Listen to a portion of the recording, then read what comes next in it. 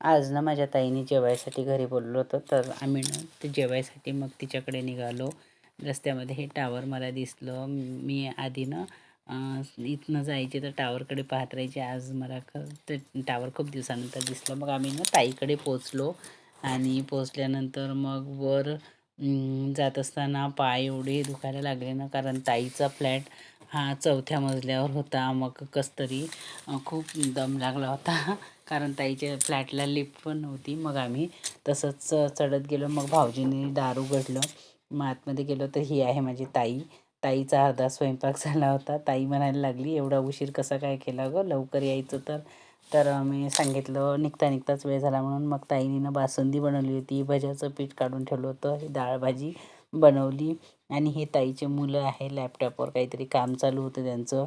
मग मी इकडे ना गॅलरीमध्ये आली तर ताईच्या घरात समोरचं वातावरण एवढं छान होतं ना, छान हिरवीगार झाडं वगैरे खूप सुंदर सुंदर. ताईकडे झाडं होती, ताईच्या घरासमोरची ती झाडं होती, आंब्याचे झाडं वगैरे. आणि ताईने पण ना छोटंसं गार्डन तिच्या टेरेसवर केलेलं होतं. मग मी ते गार्डन बघायसाठी तिथे गेली. खूप सुंदर असं हे गार्डन होतं.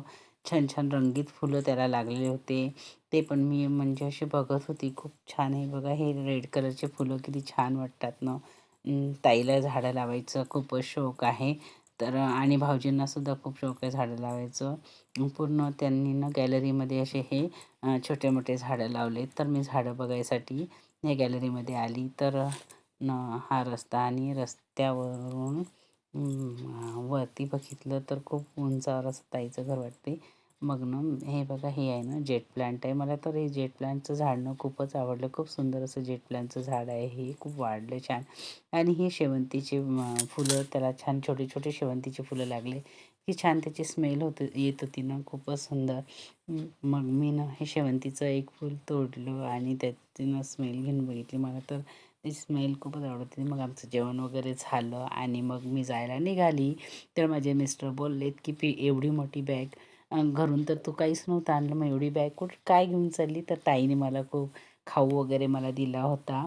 तर मी तो घेऊन मग निघाली. माझ्यासोबत माझी ताई पण आली आईकडे जायसाठी. तर अशा प्रकारे आमचा हा ब्लॉग झाला. तर भेटूया पुढील ब्लॉगमध्ये.